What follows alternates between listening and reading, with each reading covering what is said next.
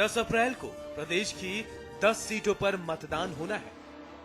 इन बचे हुए दिनों में सियासी पार्टियां वोटर को अपने पाले में खींचने के लिए तरह तरह के नुस्खे अपनाती दिखेंगे। चुनाव की तारीखों के ऐलान के बाद से ही प्रदेश में चुनाव प्रचार जोरों पर है। 10 सीटों पर 230 उम्मीदवारों के बीच सियासी जंग है।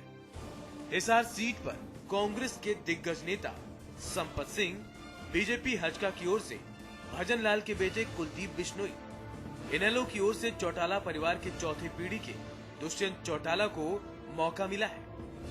रोहतक सीट पर पिछले आम चुनाव में कांग्रेस के दीपेंद्र हुड्डा ने यहां रिकॉर्ड मतों से जीतकर सबको चौंका दिया था। इस बार भी कांग्रेस की ओर से दीपेंद्र एक बार फिर मैदान में है। बीजेपी किसान मोर्चा के अध्यक्ष ओपी धनखड़ पार्टी की ओर से उम्मीदवार बनाए गए हैं। वहीं शमशेर खरखड़ा इनेलो उम्मीदवार है। अंबाला सीट पर कांग्रेस ने राजकुमार वाल्मीकि, बीजेपी ने रतनलाल कटारिया, इनेलो ने कुसुम शेरवाल को उतारा है। सिरसा सीट पर कांग्रेस के प्रदेश अध्यक्ष अशोक तंवर खुद मैदान में है। सुशील इंदौरा बीजेपी हजका के साझा उम्मीदवार हैं। इनेलो ने तंवर और इंदौरा को पछाड़ने के लिए चरणजीत सिंह को मैदान में उतारा है।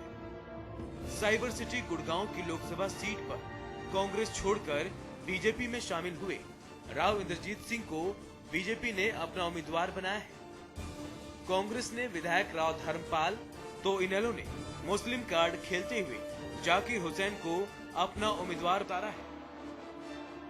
आम आदमी पार्टी के योगेंद्र यादव भी मजबूत उम्मीदवार यहां से नजर आ रहे हैं। कुरुक्षेत्र में कांग्रेस के नवीन जिंदल तो बीजेपी और इनेलो ने 2 समधियों को मैदान में उतारा है। बीजेपी के रामकुमार सैनी और इनेलो के बलबीर सैनी के बीच सियासी मुकाबला है। करनाल सीट पर कांग्रेस के अरविंद शर्मा, बीजेपी के अश्विनी चोपड़ा और इनेलो के जसविंदर संधू में कड़ा मुकाबला होगा।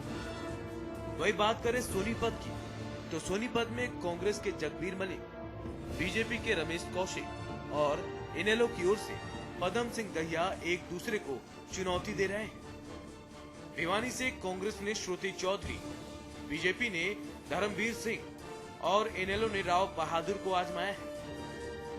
फरीदाबाद सीट पर कांग्रेस ने अवतार सिंह भड़ाना, बीजेपी ने कृष्णपाल गुर्जर और इनेलो ने आर के आनंद को जीत की उम्मीद के साथ उतारा है। अब देखना होगा कि प्रदेश की 10 सीटों के चुनावी रण में किस किस उम्मीदवार को जीत नसीब होती है। ब्यूरो रिपोर्ट, आई विटनेस न्यूज।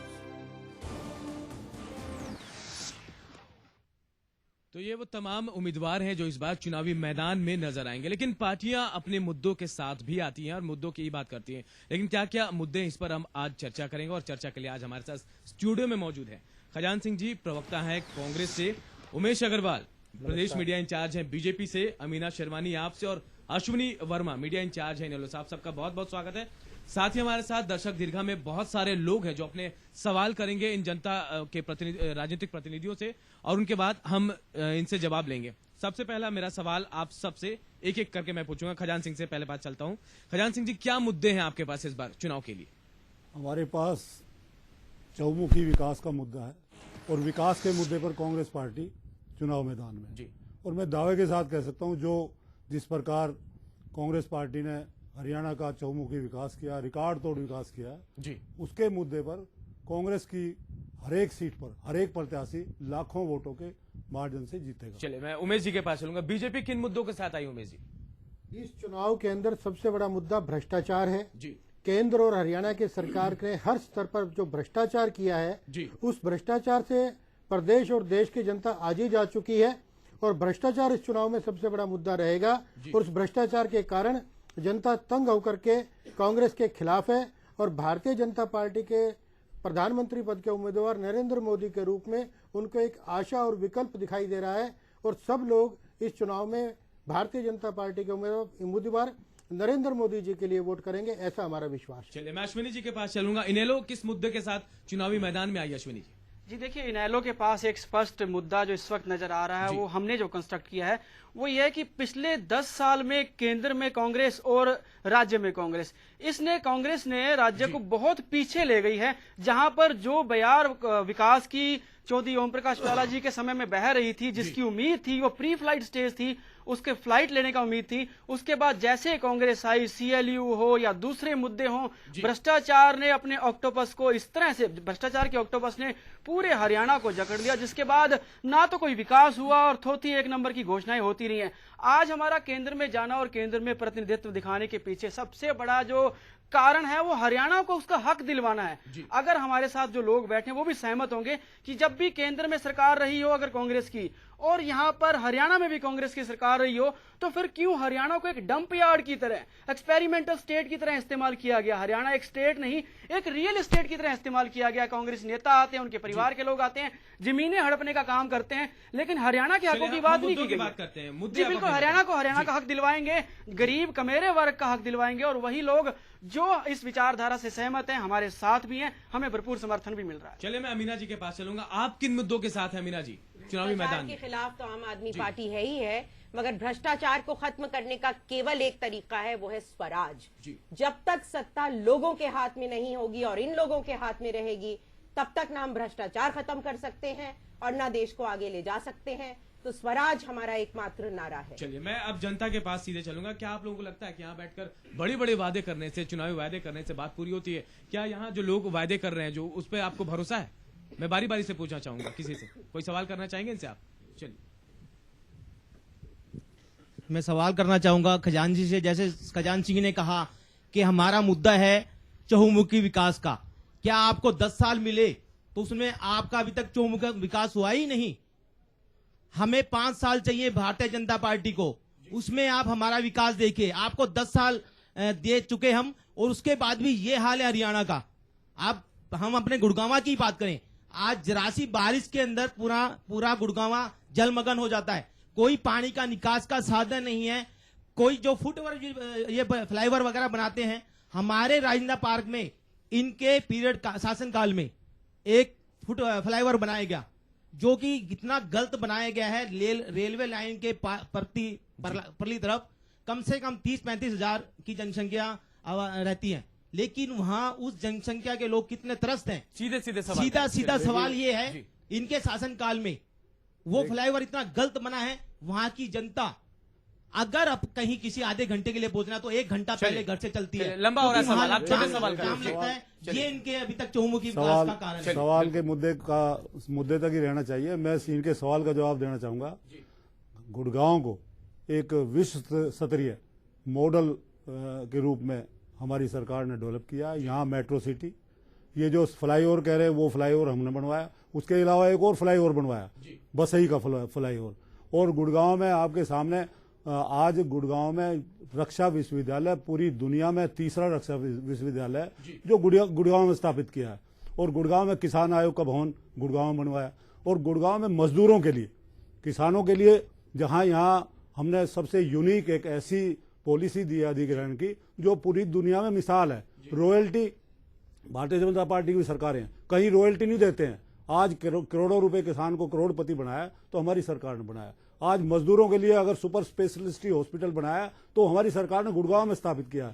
और मेट्रो की विस्तार गुड़गांव तक हमारी सरकार ने दिया। हमारी सरकार ने 5 प्राइवेट यूनिवर्सिटियां गुड़गांव डिस्ट्रिक्ट को दी हैं। तो मैं ये कहूंगा, गिनाने की बात हो रही है, मैं कहूंगा मजदूरों को न्यूनतम मजदूरी हमारी सरकार ने मैक्सिमम दिया है 8100 रुपए। कहीं भारतीय जनता पार्टी की सरकार अगर एक भी कोई मुकाबले में ये साबित कर दें, कहीं भी अगर ये मुकाबले में हो। और जहां तक इंडियन नेशनल लोकदल की बात है, वहां मैं बताना चाहूंगा 2200 करोड़ रुपए का बजट था 2004 में, और आज है 28,000 करोड़ रुपए का बजट। कितना है 2004 से 2014 में? 28,000 करोड़ का। जबकि पंजाब हमारे से बड़ी स्टेट है, पंजाब का सिर्फ 14,000 करोड़ का बजट है और हमारा 28,000 करोड़ का बजट है। तो ये विकास अपने मुंह से बोलता है। ऐसा सभी राजनीतिक दलों को देखा जाता है ऐसा कि और सिर्फ उपलब्धियां गिनाते हैं खजांची, लेकिन विकास, ये नहीं कहता कि हमसे ये काम नहीं हो पाया, हम आपसे माफी मांगते हैं। कोई पार्टी नहीं। विकास के मुद्दे पे आर्य साहब बहस करनी चाहिए। विकास के मुद्दे पे अगर ये 6 साल में भारतीय जनता पार्टी, सकारात्मक पक्ष आप बता रहे हैं, नकारात्मक पक्ष भी बता सकते हैं। आर्य साहब मैं एक बात पूछता हूँ, 6 साल भारतीय जनता पार्टी लोकदल सरकार में रही 1999 से 2004 तक। ये कोई एक प्रोजेक्ट बता दें जो इन्होंने दक्षिणी हरियाणा को दिया, एक भी प्रोजेक्ट बता दें। और यहाँ मैं प्रोजेक्ट सुबह से शाम तक गिनवाता हूँ। ये इनेलो पे आरोप है, लेकिन मैं एक बात आपसे पूछना चाहूंगा, अगर आपने विकास कराया, चलिए हम भी मान लेते हैं विकास कराया, तो आपकी पार्टी में पतझड़ क्यों लोग छोड़ के जा रहे हैं? विकास के मुद्दे पर बात करते हैं और विकास के मुद्दे को लेकर छोड़ रहे हैं। साहब, हमारी पार्टी में कोई पतझड़ नहीं है। हमारी पार्टी से बीजेपी ने कैंडिडेट उधार लिया, इनके पास तो कैंडिडेट ही नहीं है। और जो हजका है वो कांग्रेस से निकल कर उधार नहीं, वो आपकी पार्टी को छोड़ के गए लोग नहीं, वो उधार बराबर ही हैं। वो उधार बराबर ही उनको प्रलोभन देकर ये लेकर गए हैं। जिन्होंने एक minute please, Bharatiya Janata party ने महिलाओं को कितना बड़ा अपमान किया है कि एक भी टिकट महिलाओं को नहीं दी, जबकि जो ये कहते हैं कि हम सिद्धांतिक पार्टी, एक भी टिकट नहीं दी गिनती की। और जो इनकी हजका पार्टनर है उसने भी एक भी टिकट नहीं दी। बताओ 50% आबादी तो ये बात मैं मानता हूं, 50% आबादी तो इनकी वैसे। चलिए मैं एक बात भी मानता हूं कि श्रुति चौधरी एक राजघराने से आती हैं और इसलिए शायद आप लोगों ने टिकट दिया, लेकिन अगर दूसरी कोई कैंडिडेट नहीं है आपके प्रदेश कांग्रेस में, महिला कांग्रेस में, जिनको आप टिकट दे सकते थे। जी, बहन शैलजा जी को बगैर टिकट के सांसद बना दिया पहले कांग्रेस पार्टी ने।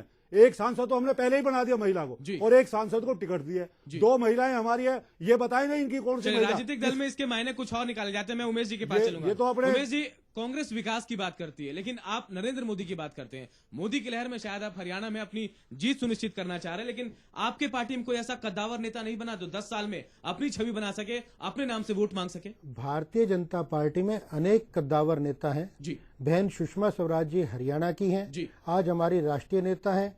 सुधा यादव जी हमारी राष्ट्रीय सचिव हैं, उनको हमने प्रमोट किया। सिरसा से हम महिला को टिकट दे रहे थे, बाई चांस वो सीट बदल करके कोटे में उधर चली गई, इसलिए हम महिला को नहीं लड़ा पाए। भारतीय जनता पार्टी ने अपने संगठन के अंदर 30% महिलाओं को भागीदारी दी हुई है, और किसी भी दल ने इतनी बड़ी भागीदारी नहीं दी। उम्मीदवारी में भागीदारी देनी चाहिए थी। उम्मीदवारी में जैसा कि मैंने बताया, हम सिरसा से महिला को सुनीता दुग्गल जी को टिकट हमने अनाउंस कर दिया था, लेकिन बाद में ये सीट बदलने के कारण हम उनको चुनाव नहीं लड़ा पाए। संगठन में और बाकी पदों पे हमने हमेशा महिलाओं का सम्मान किया है। जहां तक विकास की बात है, विकास की ये बात है कि पिछले 10 वर्षों में गुड़गांव में कांग्रेस के शासनकाल में केवल जमीनों की लूट बिल्डरों के द्वारा हुई। हुड्डा ने, जो हरियाणा का सबसे बड़ा डिपार्टमेंट था, एक भी नया सेक्टर पिछले 10 वर्षों में मेरा सवाल थोड़ा अलग था। नगर निगम जी, आप विकास के मुद्दे पे आ रहे हैं, मेरा सवाल थोड़ा अलग था। आपने ये कहा कि सुषमा स्वराज अपने प्रदेश की हैं, तो आप प्रदेश से क्यों नहीं लड़ा रहे हो? क्या उन्हें डर है, करना चाह जाएंगे वो? सुषमा स्वराज हमारी राष्ट्रीय नेता है जी। सुषमा स्वराज हमारी जो है ना प्रधानमंत्री पद की भी उम्मीदवार थी, लेकिन पार्टी ने निर्णय किया नरेंद्र मोदी जी को प्रधानमंत्री पद का उम्मीदवार घोषित करने का। पिछली बार भी वो विदिशा से चूंकि सांसद थी और उन्होंने उसी सीट से चुनाव लड़ने का मन बनाया। हमारे वरिष्ठ नेताओं ने जहां जहां अपना निर्णय किया, पार्टी ने जहां जहां निर्णय किया, वहां उन्होंने स्वीकार किया। और सुषमा जी हमारी इतनी बड़ी नेता है कि उनके लिए पार्टी नहीं बल्कि वो स्वयं अपनी सारी बातें तय करती हैं, और पार्टी उनके संगठन कुछ नहीं उनके सामने, ये बात तो तय है। संगठन हमारे यहाँ सबसे बड़ा है। हमारे यहाँ अध्यक्ष से भी बड़ा संगठन होता है। हमारा संगठन के अंदर सूत्र है, प्रेसिडेंट प्रेजाइड्स, टीम डिसाइड्स। हमारे यहाँ टीम फैसला करती है, संगठन से बड़ा अध्यक्ष नहीं होता। चलिए एक सवाल अमीना जी, चलिए मैं पूछता हूँ अमीना जी, चलिए मैं बिल्कुल यही सवाल कर रहा हूँ। अगर संगठन आपके लिए बड़ा है उमेश जी, तो एक ट्वीट के बाद कैसे फैसला बदल जाता है? विनोद शर्मा हजका में जाते जाते रुक जाते हैं एक ट्वीट के बाद। मैं बताता हूँ, विनोद शर्मा जी पिछले 9 वर्षों से कांग्रेस में भूपेंद्र हुड्डा जी के पार्टनर थे। पूरा प्रदेश इस बात को जानता है। और अंतिम समय में वो कांग्रेस की नीति के तहत भारतीय जनता पार्टी में आकर के चुनाव लड़ना चाहते थे। चलिए आप ये कह रहे हैं कि बहुत करीबी थे कृष्णा गहलोत के बेटे और दीपेंद्र हुड्डा, पता है आपको, रिश्तेदार हैं जी। देखिए, जहाँ तक रिश्तेदारी की बात है, चौधरी धर्मवीर को कैसे शामिल कर लिया? मैं बताता हूँ, जहाँ तक रिश्तेदारी की बात है, हमारे राव इंद्रजीत सिंह जो चुनाव लड़ रहे हैं, 3 भाई हैं, तीनों भाई अलग अलग पार्टियों में जी। इसी तरह से और भी जो नेतागण हैं, सगे भाई भी अलग अलग पार्टियों में होते हैं। रिश्तेदारी से होने से फर्क नहीं पड़ता। कृष्णा गहलोत करीबी होने से फर्क पड़ गया आपको, रिश्तेदारी में करीबी होने से इसलिए फर्क पड़ सकते हैं उमेश जी? सबसे बड़ा सवाल नहीं, ऐसा नहीं है। राजनीति में 2 भाई परिवार के लोग अलग अलग होते हैं, बहुत समय रहे हैं। हरियाणा में भी ऐसे बहुत सारे एग्जाम्पल हैं। लेकिन सबसे बड़ी बात यह है कि विनोद शर्मा 10 साल तक हरियाणा की कांग्रेस को, सरकार को चलाने वाले व्यक्ति थे, और ऐसे व्यक्ति को जिनके ऊपर भ्रष्टाचार के अनेक आरोप हो। मनु यादव, उनका बेटा, एक बार टेंडर की हत्या के आरोप में जेल में, देश में केंद्रीय मंत्री थे। मनु शर्मा कांग्रेस में थे और केंद्रीय मंत्री थे। कौन? आपके राव इंद्रजीत साहब। राव इंद्रजीत सिंह पिछले 3 साल से लगातार कांग्रेस की सरकार के खिलाफ दक्षिणी हरियाणा के मुद्दों को उठा रहे थे। जो मुद्दे भारतीय जनता पार्टी ने उठाए थे उन्हीं मुद्दों को राव इंद्रजीत सिंह ने समर्थन किया और इसके कारण से हमने उनको पार्टी में लिया। राव इंद्रजीत सिंह कांग्रेस के बीजेपी को अच्छे नहीं लगते थे। राव इंद्रजीत सिंह कांग्रेस के भ्रष्टाचार में कहीं भी शामिल नहीं थे। अगर एक